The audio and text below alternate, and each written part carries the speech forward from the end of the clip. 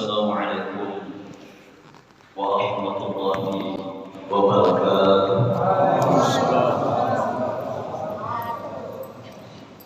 Innal hamdalillah nahmaduhu wa nasta'inuhu wa nastaghfiruh wa nu'minu bihi wa natawakkalu 'alayhi wa na'udzu billahi min shururi anfusina wa min sayyiati a'malina. May yahdihillahu fala mudilla lahu wa man yudlil fala hadiya lahu. Wa nashhadu an la ilaha illallah ahadan samadan lam yalid wa lam yulad wa lam yakul lahu kufuwan ahad. Wa nashhadu anna Muhammadan 'abduhu wa rasuluhu la nabiyya ba'dahu. Allahumma shalli wa sallim ala sayyidina habibina wa safi'ina wa maulana Muhammad bin Abdillah. Wassalatu wassalamu ala rasulillah khatamun nabiyil karim wa ala alihi wa ashabihi wa baraka wa sallim tasliman katsiran katsira. Wa qala Allah subhanahu wa ta'ala wa a'udzu billahi minasy syaithanir rajim. Bismillahirrahmanirrahim. Ya ayyuhalladzina amanu hal adullukum ala tijaratin tunjikum min adzabin alim tu'minuna billahi wa rasulihi wa tujahiduna fi sabilillah bi amwalikum wa anfusikum dzalikum khairun lakum in kuntum ta'lamun. Wa qala aidan ya ayyuhalladzina amanu in tansurullaha yansurkum wa yuthabbit aqdamakum. Qala Nabi Muhammad sallallahu alaihi wasallam jadidu imanakum. Qila ya Rasulullah wa kaifa nujaddidu imanana? Akthiru min qawli la ilaha illallah. Sadaqallahu al-azim wa sadaqa rasulul karim wa nahnu syahidin syakirin wa subhanallahi rabbil alamin wa la hawla wa la quwwata illa billahi al-aliyyil azim. Wa qalu subhanaka la ilma lana illa ma 'allamtana innaka antal alimul hakim. Para ayat ulama, tokoh agama, tokoh masyarakat, seluruh jamaah hadirin yang dimuliakan Allah Subhanahu wa taala. Sebagai seorang hamba, selayaknya dan sepatutnya kita senantiasa memanjatkan visi kita kehadirat Allah Subhanahu wa taala. Di mana di kesempatan kali ini dengan Maha Rahman, Maha Rahim, Maha Kasih dan sayangnya Allah Subhanahu wa taala masih memberikan kita kesempatan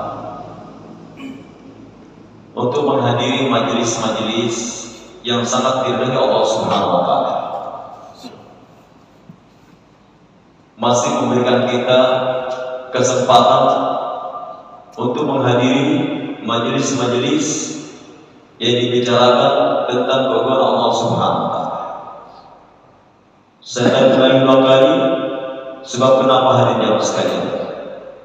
Kenikmatan yang tertinggi yakni kenikmatan di kala mana Allah Subhanahu wa taala masih menyibukkan hambanya dalam perkara sehubungan dengan agama Allah Subhanahu wa taala. Orang yang hebat di dunia ini bukanlah yang memiliki daripada harta dan singgasana dan wanita, akan tetapi orang yang hebat di dunia ini yakni orang yang senantiasa hatinya terpaut kepada Allah Subhanahu wa taala. Walaupun dia memiliki daripada segalanya di dunia ini, tapi dia jauh daripada amal agama, jauh daripada taat kepada Allah Subhanahu wa taala, maka dia hina-hina di Allah Subhanahu wa taala. Akan tetapi hadirin jamaah sekalian, walaupun dia di dunia, dia bukanlah siapa-siapa dan tidak memiliki apa-apa, dia dipandang hina oleh semua orang, akan tetapi dia senantiasa yakin hanya kepada Allah Subhanahu wa taala. Dia senantiasa takutnya hanya kepada Allah Subhanahu wa taala. Sesungguhnya itulah manusia yang paling mulia di sisi Allah Subhanahu wa taala. Hadirin jemaah sekalian dirahmati Allah Subhanahu wa taala. Duduknya kita di tempat ini bukan karena kehendak kita, bukan karena sehatnya kita, bukan karena adanya fasilitas yang kita miliki sehingga kita hadir di tempat ini. Akan tetapi yang mendudukkan kita di sini adalah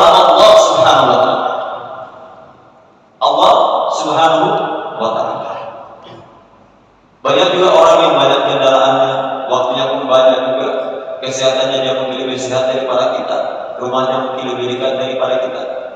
Akan tapi Allah Azza wa Jalla memilih kita, memilih saya, memilih tuan-tuan semuanya yang hadir di sini karena Allah Subhanahu wa taala.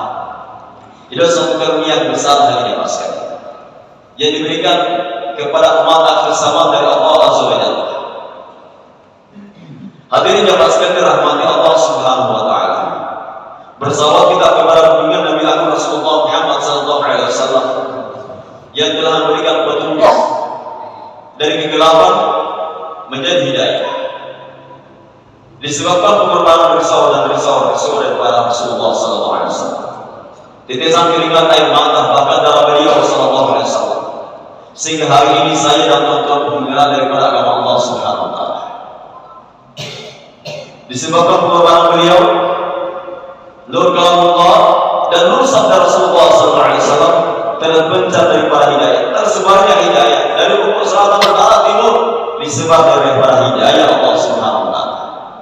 Disebabkan orang-orang yang telah berkorban, ada orang-orang yang telah memperjuangkan diri agama, ada orang yang menangis karena ini agama, ada orang yang menderita karena ini agama, ada orang mati-matian karena ini agama, sehingga hari ini pun kita mengenal Allah Subhanahu wa taala.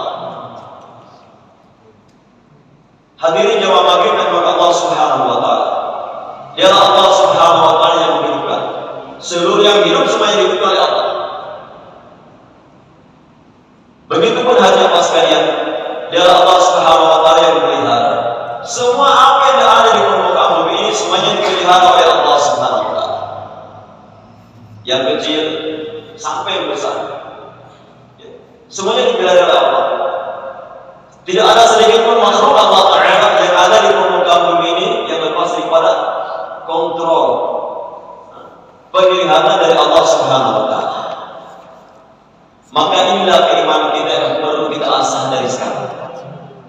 Sebab kelak di akhirat, walaupun di dunia ini seseorang memiliki segala-galanya tapi tidak ada iman, maka dia akan menderita nanti kelak di akhirat Allah Subhanahu wa taala. Hadirin jamaah sekalian, Kiai Haji Mufti Lutfi rahmatullahi alaihi dalam satu bayang dia pernah katakan, jikalau orang yang zalim ditanya, apakah bisa unta dimasukkan ke dalam jarum? Maka dia katakan, oh itu tidak mungkin.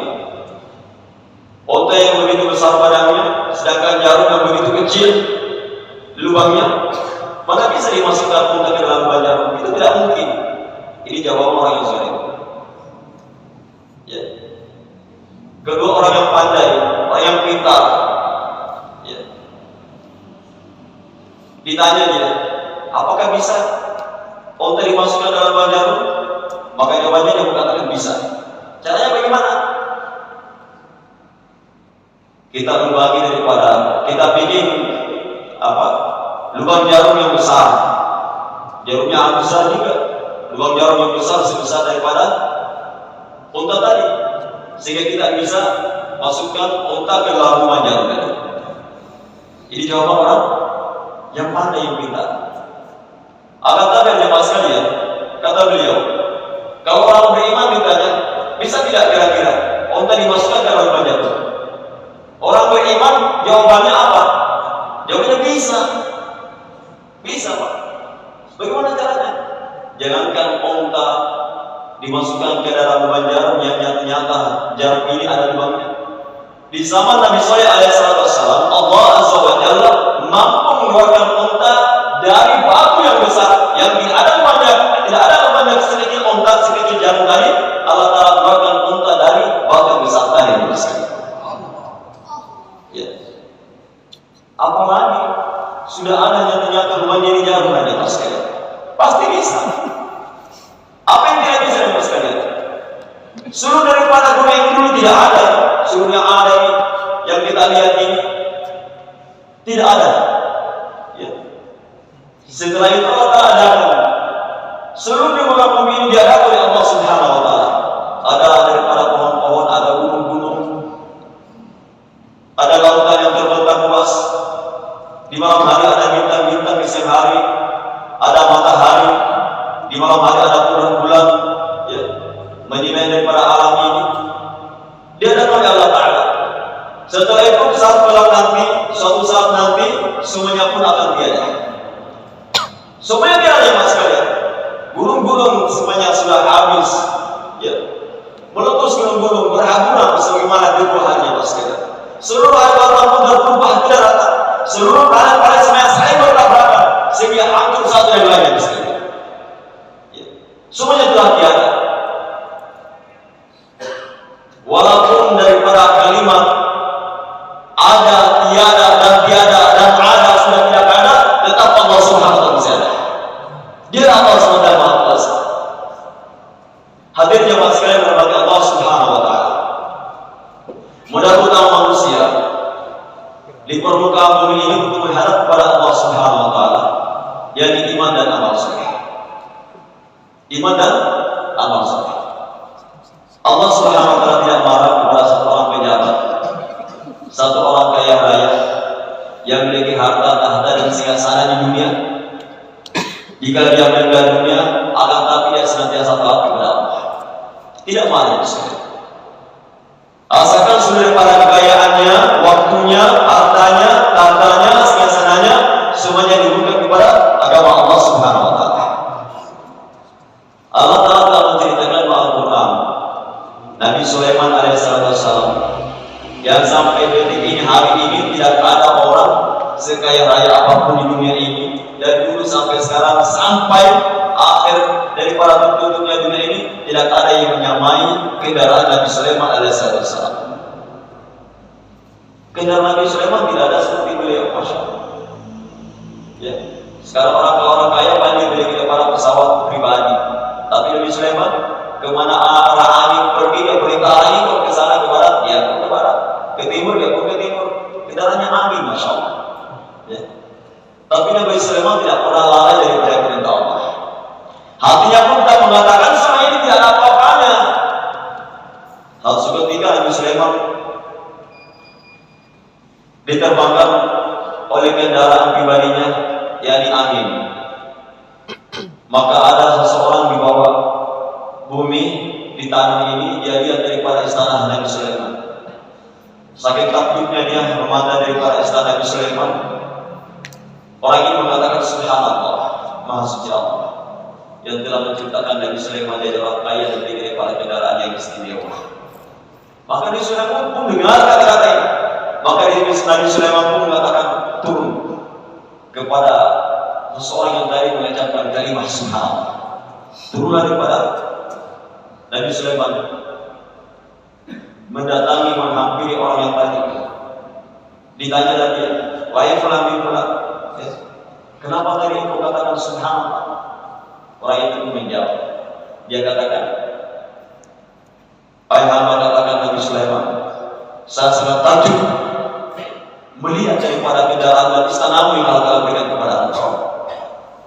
Maksudnya Allah Ta'ala menciptakan engkau sebagai seorang nabi, diberikan engkau harta tahta yang begitu banyak, masya Allah. Ya. Apa kata Nabi Sulaiman ya mas sekalian? Sesungguhnya apa yang kau lihat ini, istana, harta, tahta, apa yang saya miliki, tidak ada apa-apanya dibandingkan kalimat tadi yang kau ucapkan. Kenapa? Singgasana, istana, harta kekayaan, apapun yang ada di permukaan bumi ini yang kita lihat itu berharga, semuanya akan musnah harinya mas. Akan tapi satu kalimat subhanallah, maha suci Allah, kekal abadi selama-lamanya. Orang yang mengucapkan kalimat subhanallah, Allah Ta'ala telah membangunkan daripada istana disukai Allah Subhanahu wa ta'ala. Hadirin jamaah maghrib dari Allah Subhanahu wa ta'ala. Mudah-mudahan manusia untuk menghadap kepada Allah yang iman. Ya. Yakin kepada Allah Subhanahu wa ta'ala. Bagaimana keimanan seseorang ini bisa masuk dalam hatinya? Mesti harus ada dikeluarkan. Apa yang mesti dikeluarkan? Mesti dikeluarkan daripada kebesaran benda, kebesaran pangkat, kebesaran jabatan, ya, kemasyhuran, ya.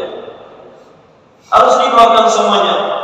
Keegoan yang ada dalam diri manusia keluar semuanya.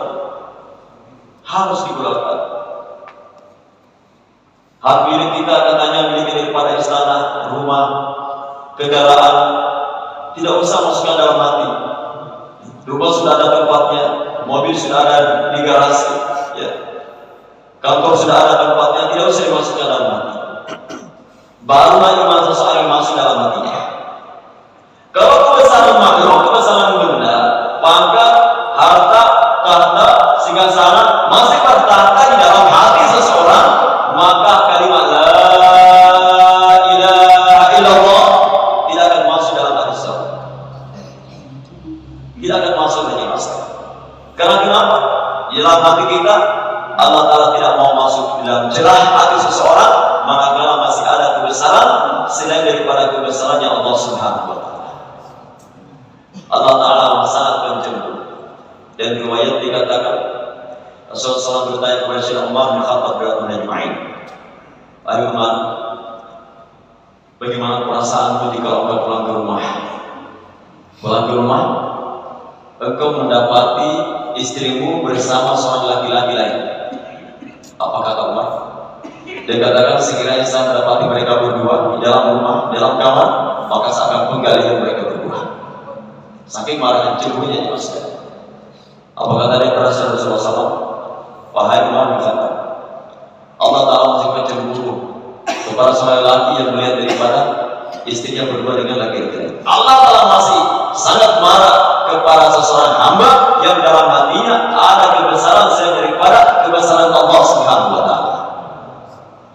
Kita melihat daripada diri kita masing-masing. Tidak usah kita melihat kanan dan ke kiri, bukan belakang kita. Sejauh mana hati kita takut kepada Allah Subhanahu wa Ta'ala. Padahal hanya pas sekalian, seseorang jika dia takut kepada Allah Subhanahu wa Ta'ala, maka segala-galanya ini akan takut kepadanya. Tapi kalau seorang takut kepada pangkat, jabatan, harta dan tahtanya pas sekalian, maka dia akan diperbudak oleh siapa saja yang dia takut dalam hatinya. Kata ulama, dunia ini seperti bayang-bayang. Bayang-bayang Pak. Kalau bayang-bayang itu tidak dapat. Makanya satu manusia yang tidak memiliki bayang-bayang yang disediakan bagi dakwah Rasulullah Muhammad SAW. Seperti bayang-bayang di dunia, tambah dikejar bayang-bayangnya, tambah lari, tambah lari, tidak bisa datang. Ini dunia aja maksudnya. Allah Ta'ala tidak marah kalau kita punya harta, maka dia marah tidak. Tapi ingat kepada Allah Subhanahu wa Ta'ala. Jangan sampai dengan pangkat, dengan jabatan, dengan harta yang mengalahkan kita, ingat kepada Allah. Ini musibah yang besar ya. Musibah. Ya. Hadirin yang pasti dirahmati Allah Subhanahu wa Ta'ala. Maka bagaimana caranya tadi ini? Maka kita keluarkan seluruh kebesaran benda tadi. Ya. Maka apabila semuanya telah terjadi sekalian, maka seseorang akan melihat dengan kebesaran Allah Subhanahu wa Ta'ala. Telinga mendengar dengan kebesaran Allah Subhanahu wa Ta'ala. Mulut berbicara dengan kebesaran Allah Subhanahu wa Ta'ala. Hati berbisik dengan kebesaran Allah Ta'ala. Tangan menggerak karena tidak Allah Subhanahu wa Ta'ala. Kaki pun berjalan karena tidak Allah Subhanahu wa Ta'ala. Seluruh apa yang dalam dirinya bergerak semua karena kehendak Allah Subhanahu wa Ta'ala. Ya. Akan tapi ada mas sekalian, jika kebesaran Allah Ta'ala keluar dari hati-hati manusia, yang hak menjadi batil, yang batil menjadi yang hak, perintah menjadi larangan, larangan menjadi perintah, semuanya akan terbalik hati masker. Karena kenapa? Hilanglah daripada kebesaran Allah Subhanahu wa Ta'ala yang berikan. Jadi Allah Ta'ala barang siapa mengerjakan sholat, ya, maka dia akan mendapatkan pahala 27 kali sholat di masjid dibandingkan sholat di rumahnya. Orang beriman yakin ya mas sekalian. Jangan kalau 27 satu saja pahala dia sudah yakin pasti dia ke masjid. Ya. Tapi kalau orang yang beriman, jangankan katakan 20 derajat, katakanlah 10.000 derajat pun dia tidak yakin ya mas sekalian. Karena kenapa? Tidak ada cinta kepada Allah SWT. Kecintaannya kepada Allah telah tiada ya mas sekalian. Para hal ya mas sekalian. Orang yang cinta kepada Allah, agama Allah, cinta kepada Rasulullah, maka Allah akan cintainya. Orang yang sayang kepada Allah akan disayang oleh Allah Subhanahu wa Ta'ala. Dia akan dimudahkan untuk mengejar mengerjakan amal ibadah dunia, maka dia akan membiasakan dirinya membuat amal ibadah. Ya. Dia akan mudah mengerjakan perintah Allah Subhanahu wa Ta'ala. Sebab kenapa jemaah sekalian? Di ujung-ujung kematian seseorang, ya, ada yang mengatakan sejauh mana dia, apa yang dia perbuat waktu dia sehat, apa yang diperbuat waktu dia masih mempunyai ruang waktu. Ya. Kalau di dunia dia membiasakan dirinya, dia di kantor bicara kebesaran Allah, dia ada di pasar bicara kebesaran Allah, dimanapun bicara bertemu dia bicara kebesaran Allah, maka dia akan mudah jemaah sekalian, ya, mudah melafazkan kalimat Allah, kalimat subhanallah mudah, bersikir mudah. Ya. Tapi hari ini kalau tidak ada kebesaran Allah dalam hati, tidak ada kecintaan seseorang kepada dalam hatinya, sangat berat aja mas. Berat mengucapkan subhanallah setiap hari, bersalawat setiap hari, berat rasanya.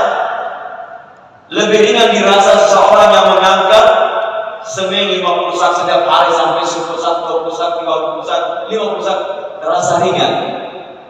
Ya. Padahal yang pas sekalian, masya Allah, ucapan subhanallah di lisan kita, ucapan la ilaha illallah setiap hari, banyaknya kita berzikir setiap hari, ini adalah pahala besar di sisi Allah Subhanahu wa Ta'ala. Apa kata Rasulullah SAW? Man qala akhirul kalami la ilaha illallah mukhlishan lahul jannah. Barang siapa di akhir ayatnya mampu mengucapkan kalimat la ilaha illallah, maka wajib baginya masuk surga. Ini perlu dari para kerja benar. Ya. Kerja besar jemaah sekalian mendapatkan kalimat ini. Ya. Karena kenapa jemaah sekalian kalimat ini bukan hanya di lisan saja, di tulisan saja, tapi harus dimasukkan dalam hati, setelah itu dikerjakan dengan perbuatan. Ya.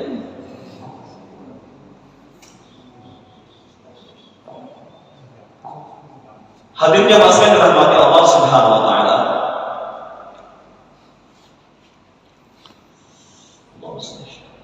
Seseorang hari jamaah sekalian, manakala di akhir hayatnya mampu mengucapkan kalimat tadi, maka diberinya surga Allah Subhanahu wa Ta'ala. Jadi tergantung daripada kebiasaan kita. Suatu ketika jamaah sekalian, di samping dari para pembirangan ahli saya waktu di rumah sakit dulu bersalin pertama, yang pertama, ada seseorang ini, dia kampungnya berasal dari Papua Timur. Setiap harinya dia kerjanya rumput laut. Ya, dia sudah sakatul maut. Apa diucapkan dari para wanita tadi? Dia mengatakan, Bapak dulunya serumput laut Bapak. Kalau untuk rumput laut, saya dengar kata-kata itu Pak. Saya mendatangi bapaknya, Pak, tolong itu anak tadi baca syahadat. Jadi bapaknya pun juga tidak paham juga apa itu syahadat. Dia biasanya syahadat, syahadat. Bapaknya mengatakan saya syahadat. Apa jawaban anaknya tadi? Dia mengatakan, Bapak dulu ini cuma gelap, emosi. Jadi saya bilang, Bapak jangan bilang syahadat, Bapak bilang asyhadu alla ilaha illallah. Tapi kan dia la ilaha illallah. Ucapan seperti itu. Maka dia ditakdirkan lagi Bapak oleh bapaknya. Nak kamu ucapkan la ilaha illallah. Paham nak la ilaha illallah. Tetap ini si anak ini tidak bisa ucapkan. Apa dikatakan? Dulu Bapak Allah. Kalau belum Bapak kali belum. Sekali dia ketika Bapak mau. Itu yang diucapkan oleh Rasul. Nah, harinya masih ada rahmat Allah Subhanahu wa Ta'ala. Hari ini jangan sampai kita pun demikian dan mudah tidak ada di sini. Amin ya Rabbal alamin. Jangan sampai saja. Kalau tidak sibuk-sibuk dari para pekerjaan kita, kantor kita, barang kita, ditani kita, perdagangan kita, sampai lupa kita waktu sholat. Terlebih-lebih lupa daripada nisab lagi, masya Allah. Nisabnya lupa lagi. Mana ada lupa nisab? Nisab 3 hari itu mudah nih nggak ada sekalian. 27 hari bekerja 3 hari nisab mudah kan? Tapi di sini semuanya senantiasa ingat nisabnya. Apalagi nisab tahunan mudah. Hitung-hitung 8 bulan kita buat amal maqami, setelah itu 4 bulan. Kalau 4 bulan itu kita kerja selama 11 bulan kurang lebih, setelah itu kita keluar lagi 40 hari. Biasa ini bisa dibaliknya di lupai, ngapa bisa lupai? Ini namanya kartu ajaib.